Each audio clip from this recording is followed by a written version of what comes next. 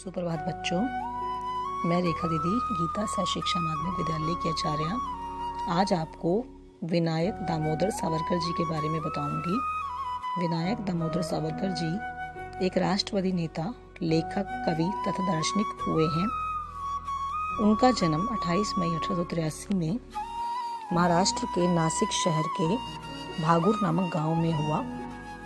उनके पिता का नाम दामोदर पंत सावरकर था तथा माता का नाम राधाबाई था। उनके दो भाई गणेश सावरकर तथा नारायण सावरकर थे तथा बहन का नाम मैनाबाई था। 9 वर्ष की आयु में ही उनकी माता का देहांत हो गया। 7 वर्ष बाद उनके पिता का देहांत हो गया। उनके बड़े भाई गणेश ने ही उनका पालन पोषण किया। वे बचपन से ही कुशाग्र बुद्धि के थे।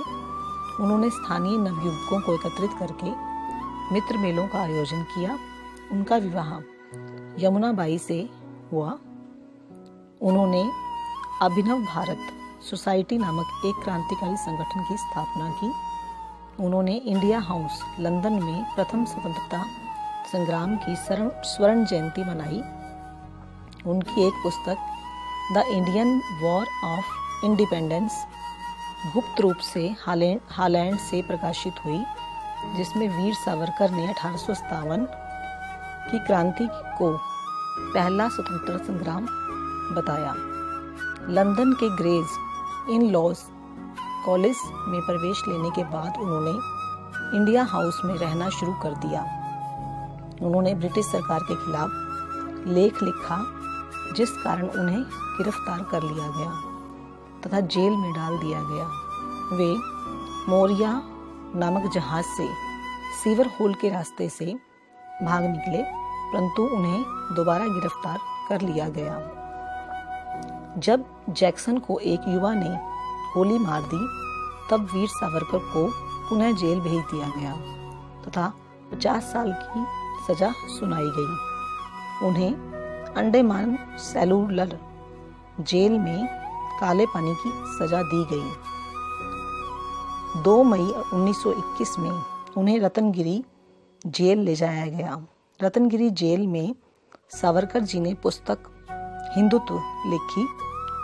उन्हें 1924 में रिहा कर दिया गया।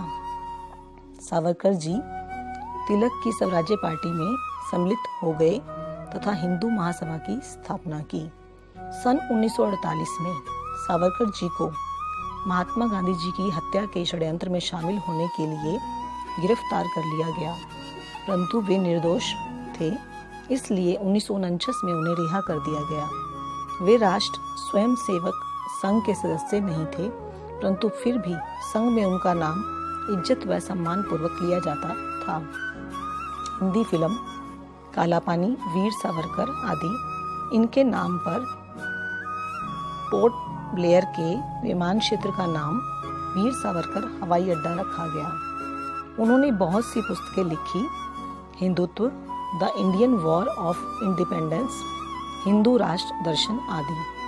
26 फरवरी 1966 को 83 वर्ष की आयु में उनका निधन हो गया।